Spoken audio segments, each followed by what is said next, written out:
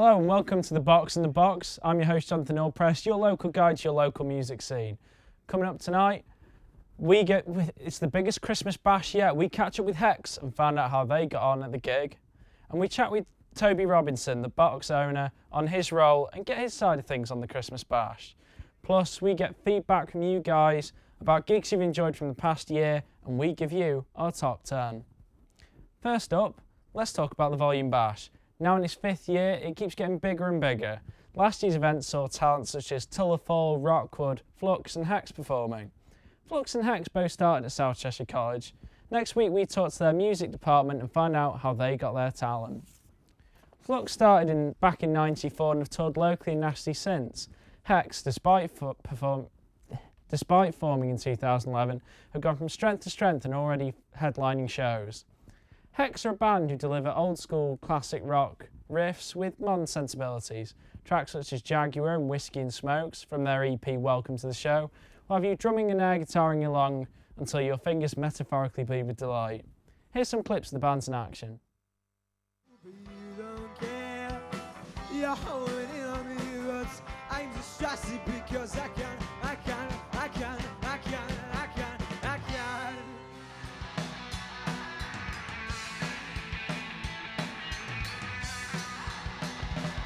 When will you make up your mind?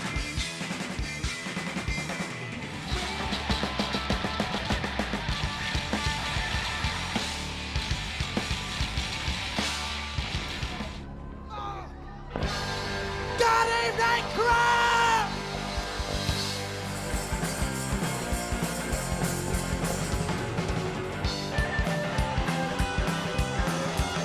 Set, rock and roll. Coming guys, so welcome to the show. 1, 2, 3, pow! Whiskey and smoke. So sit back, relax, and enjoy the show.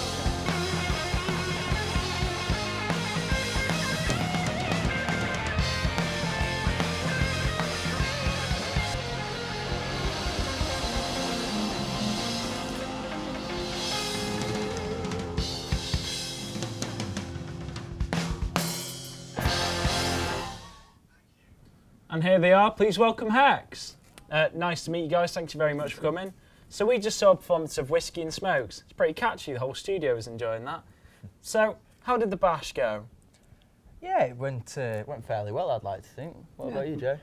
Yeah, the practice and stuff paid off for it, I think. Oh yeah, so. yeah, definitely. I mean, we played it the year before as well. We played the 4th one. We were only, well, this was before Jay was even with us. We were second support, and it's just completely different to playing the headline for it.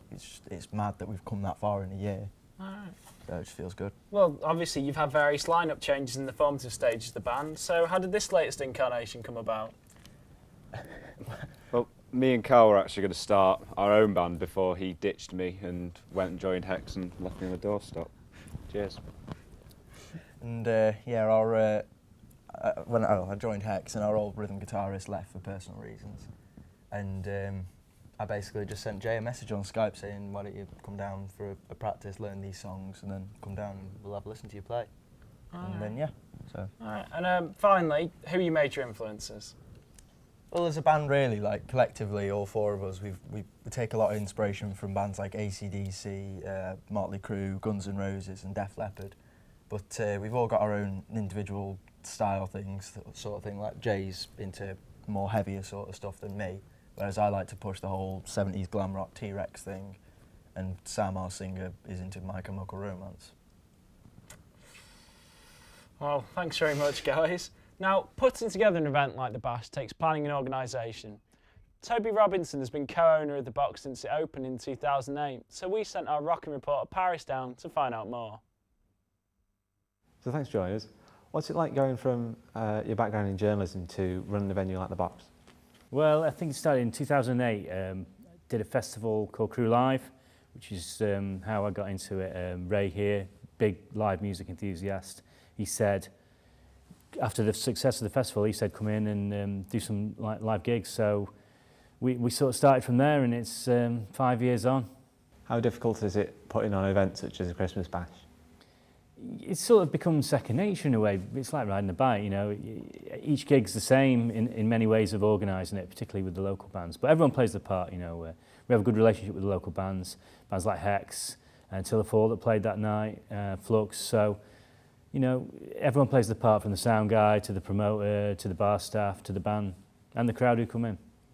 You had any memorable moments?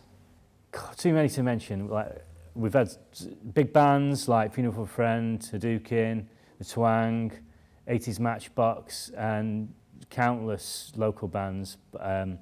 I've always enjoyed working with local bands more than the big bands. It's far less stressful, and you tend to build up a relationship with local bands. You know, they even become friends. So, you know, I much more prefer that. So if there is any highlights, it's definitely working with them. Cheers, Paris, and a big thank you to Toby as well. It just goes to show you don't have to start a career in music to find yourself in one. We'll catch up with you next time. So let's see what you guys at home have been up to.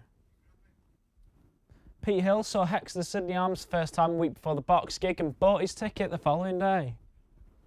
Gary Bird's always been intrigued by tribute bands. He saw Dirty DC in November and State of Quo as well.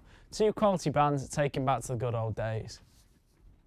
Brian Hall says he made the trek to London for Kiss's show for Help for Heroes. Seeing a huge band in the small confines of the Forum was incredible. And Joe Smith said, how good was Download last year? Sabbath definitely pulled it off. Bring on June. So thanks to all who got in touch, and we'll give you details on how to get in touch at the end of the show. Last year was a great one for rock fans with many great albums recorded by bands across the spectrum. Armed with a camera, we sent our crew down to South Cheshire College to find out what you guys have bought and what you thought of it. Tenacious D, Rise of the Phoenix. I've been a Tenacious D fan for quite a while. It's quite good. So, House of Golden Bones by Stone Sour, because I've been listening to that band since the first album, and there are some really emotional tracks there that kind of go more deeper into Corey Taylor's life, which is always nice to see how he was dealing with his past. Linkin Park's Living Things. It was really, really decent, and unlike the last album they made, it started to sound more like their roots, and it was really, really good, yeah. There's been so many, but I think my favourite one would have to be the Black Keys' El Camino. It's the sound of a band that's finally kind of come together, that they've discovered what works and what doesn't work, and musically absolutely brilliant. The tunes are amazing. It's a perfectly formed album in my opinion. Every track is absolutely belting. Slash's Apocalyptic Love. Probably the title track, Apocalyptic Love. Trey by Green Day. I think it's an excellent end to the Uno Dos Trey trilogy, and I think it's an all-round great album. Some great choices there. Here at the Box on the Box, we've come up with our own top 10 list. Let's see if your favourites have made it.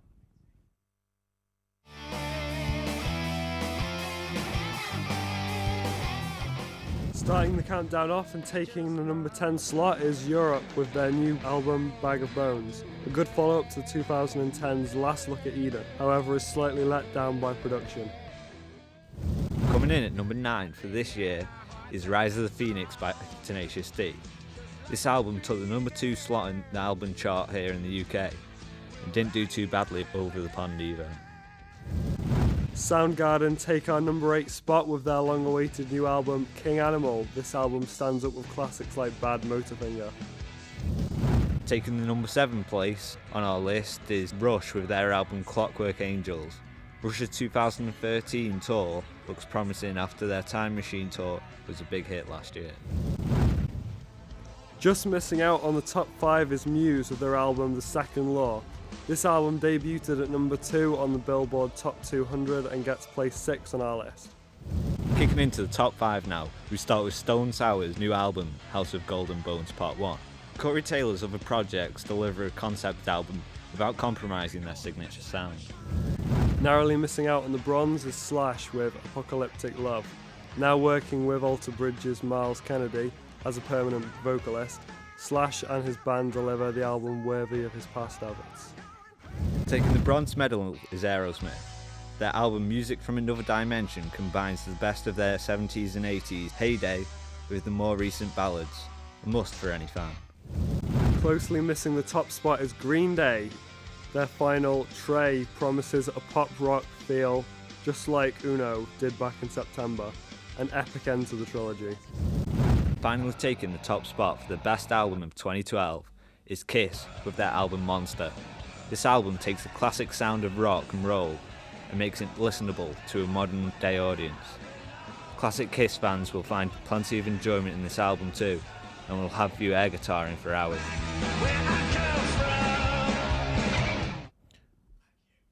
Well, that brings us to the end of today's show. If you have any feedback, don't forget you can leave it on our Facebook page at www.facebook.com/tbtb, or you can email us at tbtb@hotmail.co.uk. Thanks for joining me. I've been Jonathan Allpress, your host. We'll see you next time.